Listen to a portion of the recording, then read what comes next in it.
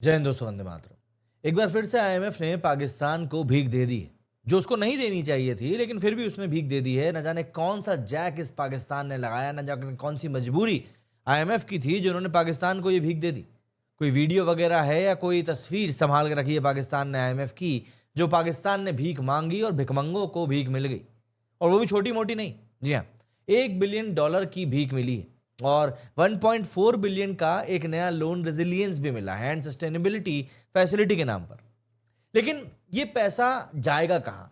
देखिए, अगर आप एक भारतीय हैं तो आपको पता है, लेकिन अगर आप वेस्टर्न कंट्रीज में बैठकर इस बात को समझने की कोशिश कर रहे हैं कि पाकिस्तान को जो हम पैसा दे रहे हैं वो जाएगा कहाँ, तो आप इस बात को समझ लीजिए कि जिस तरीके के हथियार इस समय पाकिस्तान इस्तेमाल कर रहा है, वो बस उन्हीं हथियारों को अपग्रेड करने के लिए इस पैसे का इस्तेमाल करने वाला है। वरना आप मुझे बताइए, एक देश के तौर पर पाकिस्तान आखिर ऐसा क्या कर रहा है कि वो पैसा कमा सके?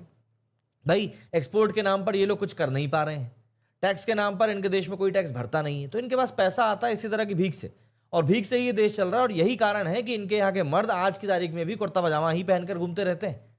मतलब धर्म के नाम पर आप कुछ करो, समझ में आता है, लेकिन मजबूरी में आप ये सब कर रहे हो तो दिखता है कि आप कितने ज्यादा फटीचर हो। अब देखिए, आटा खरीदने के लिए तो इस पैसे का इस्तेमाल बिल्कुल भी नहीं होगा। क्यों? क्योंकि इन लोगों को आटे से मतलब नहीं होता। ये लोग बारूद खाकर काम चला लेंगे, लेकिन इनको रोटी नहीं चाहिए। और इस बार भारत ने कहा भी था कि भैया रुक जाओ, ये पैसा गलत जगह पर जा रहा है। पर क्या भारत की बात मानी गई? नहीं।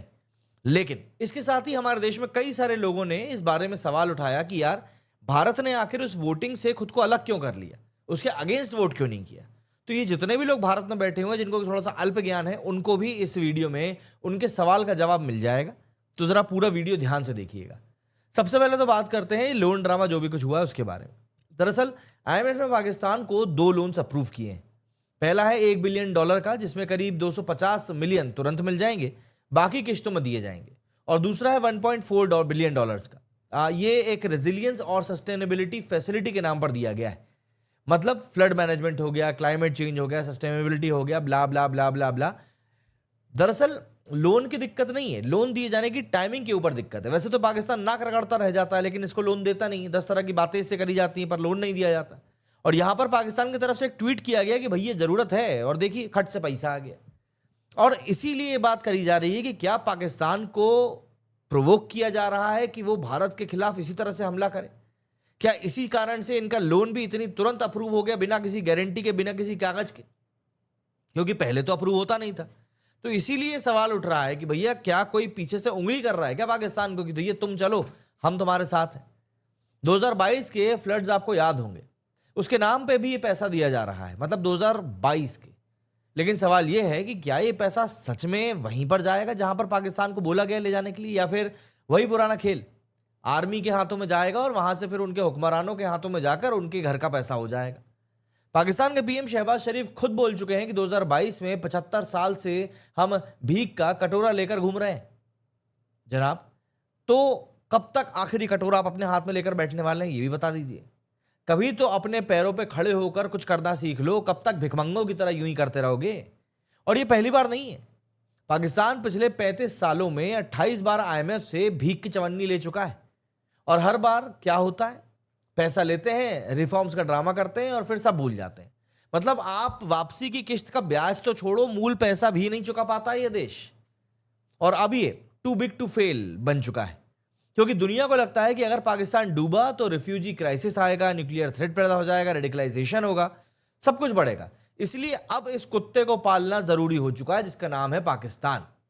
एक बात और सुनो भारत की साइड से। दरअसल भारत ने इस लोन डील का पूरा विरोध किया है, क्योंकि कई लोग भारत में बैठे हुए जो बोल रहे हैं नहीं भैया भारत ने पूरा विरोध नहीं किया। तो आप सुनो, भारत ने कहा कि ये पैसा बिना किसी अकाउंटेबिलिटी के दिया जा रहा है। मतलब ये कोई गारंटी नहीं है कि ये पैसा क्लाइमेट के लिए या फ्लड मैनेजमेंट के लिए ही यूज होगा। भारत का यह भी कहना था कि पाकिस्तान क्रॉस बॉर्डर टेररिज्म को फंड करता है, और यह बात कोई नई नहीं है। दुनिया जानती है कि पाकिस्तान आतंकवाद को अपने स्ट्रेटेजिक एसेट के तौर पर लेकर चलता है।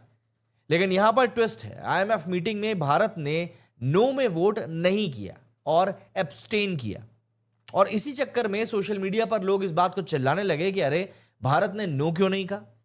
अब आप इस बात को समझो, क्या होता है, हर चीज का एक गणित होता है, हर चीज के कुछ रूल्स और प्रोटोकॉल्स होते हैं। आईएमएफ में नो वोट का ऑप्शन ही नहीं होता है, या तो यस बोलो या फिर एब्सटेन करो। तो भारत ने अब्सटेन करके अपना विरोध दिखाया। लेकिन सच ये है कि भारत के पास आईएमएफ में सिर्फ 2.7% शेयर है, अमेरिका के पास में 16.5% है। मतलब ये कि भारत अकेले ये लोन नहीं रोक सकता था और अमेरिका की रजामंदी के बिना ये लोन पास नहीं हो सकता था, क्योंकि इस लोन को पास करने के लिए आईएमएफ में 85% के वोट्स आपके पक्ष में बढ़ना जरूरी है और अमेरिका अगर वोट नहीं करता तो ये लोन नहीं जाता। इसका मतलब ये है कि अमेरिका ने भी इस पर वोट किया है। तो अब ट्रंप साहब चाहे कुछ भी कह लें कि नहीं भैया हम तो नहीं चाहते थे, लेकिन किया तो आपने ही है। यहां एक और झटका मैं आपको बताता हूं। भारत के पास कोई सॉलिड डॉक्यूमेंटेड प्रूफ नहीं था यह साबित करने के लिए कि ये आईएमएफ का पैसा टेररिज्म में ही जाएगा। तो भारत का आर्ग्यूमेंट थोड़ा वीक पड़ गया। लेकिन सवाल यह है कि क्या इस समय प्रूफ की जरूरत है?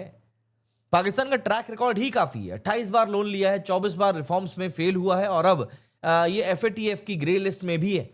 कुछ समय के लिए तो ब्लैक लिस्टेड भी था।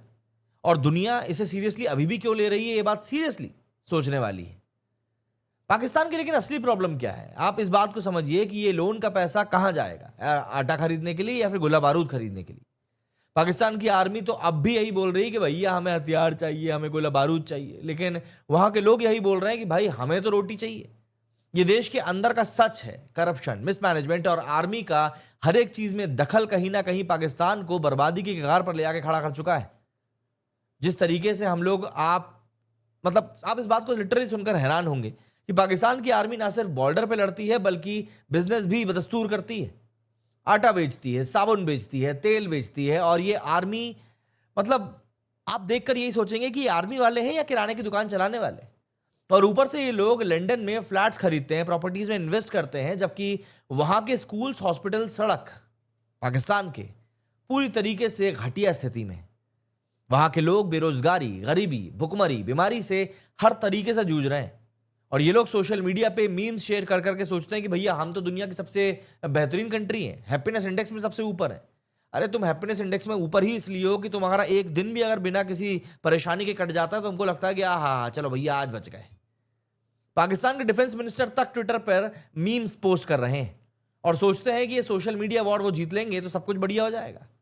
अरे भाई असली जंग तो अपने देश के अंदर आपको करप्शन के खिलाफ लड़नी है, पॉवर्टी के खिलाफ लड़नी है। लेकिन नहीं, इन्हें तो बस यही दिखता है कि हम बड़े पावरफुल है और इंडिया को हम कैसे नीचा दिखा सकते हैं, इसके आगे ये लोग कुछ सोच नहीं पाते। हर बार सिर्फ और सिर्फ भीख लेकर ही ये लोग अपना पिछवाड़ा धोने का काम करते हैं।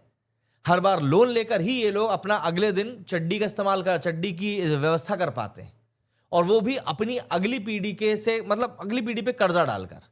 इनका मानना है कि भैया हम तो निकल लेंगे, अगले जो आएंगे वो चुकाने की समझेंगे। पाकिस्तान को ये लोन मिला क्यों है? आपके जहन में ये बात भी अभी तक आई होगी। तो लोन इसलिए मिला है क्योंकि अमेरिका, चाइना, सऊदी और यूएई जैसे देशों ने इसका सपोर्ट किया है। क्यों?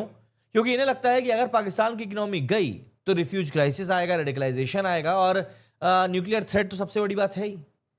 ये लोग पाकिस्तान को एक इस तरीके से देख रहे हैं कि ये वक्त आने पर फट सकता है अगर इसका ख्याल हमने नहीं रखा तो। आईएमएफ का लॉजिक भी बड़ा सिंपल है। वो कहते हैं कि पाकिस्तान ने कुछ रिफॉर्म्स किए हैं, सब्सिडीज काटी हैं, इलेक्ट्रिसिटी के खर्चे कम किए हैं। अरे ये रिफॉर्म्स तो हर बार का ड्रामा है, पैसे मिलते ही रिफॉर्म्स को ये लोग भूल जाते हैं। आईएमएफ खुद कहता है कि पाकिस्तान बार बार शर्तों को पूरा करने में फेल होता है, तो उसके बावजूद भी आखिर आईएमएफ इनको पैसा देने में क्यों कभी चूकता नहीं? क्योंकि आईएमएफ जियोपॉलिटिक्स में नहीं पड़ता, सिर्फ टेक्निकल इश्यूज को देखता है। लेकिन ये टेक्निकल ड्रामा आखिर कब रुकेगा?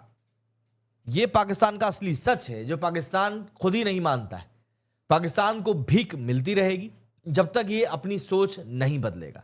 आतंक को स्ट्रेटेजिक एसेट मानना बंद करो, आर्मी को इकोनॉमी में दखल दिलवाना बंद करो और अपने लोगों के लिए स्कूल वगैरह बनवाओ ताकि पढ़ लिख के कुछ काम करे। वरना पूरा देश कब तक पंचर बनाता रहेगा? इतना पंचर बनाते हो कि गाड़ियां ही नहीं बची चलने के लिए, तो पंचर का धंधा भी तुम्हारा चल नहीं पा रहा है। और मैं बता दूं, अगर इन सब चीजों को नहीं रोका गया तो यह भीख का कटोरा कभी भी नहीं टूटेगा और ना ही कभी भर पाएगा, और अगली पीढ़ी बस कर्जा चुकाते चुकाते ही दम तोड़ देगी। भारत की आप बात कर लो, हम अपनी बात दुनिया के सामने रखने की आज की तारीख में औकात रखते हैं। हाँ, हम अकेले शायद लोन नहीं रोक सकते, लेकिन हमारी आवाज को सुना जरूर जाता है। तो पाकिस्तान को एक बात याद रखनी चाहिए कि अगर इज्जत कमानी है तो काबिल बनो। धमकियां और कटोरों से कुछ भी नहीं होने वाला। वीडियो पसंद आया तो लाइक जरूर कीजिएगा। मेरे इस वीडियो में फिलहाल उतना ही। जय हिंद, जय भारत।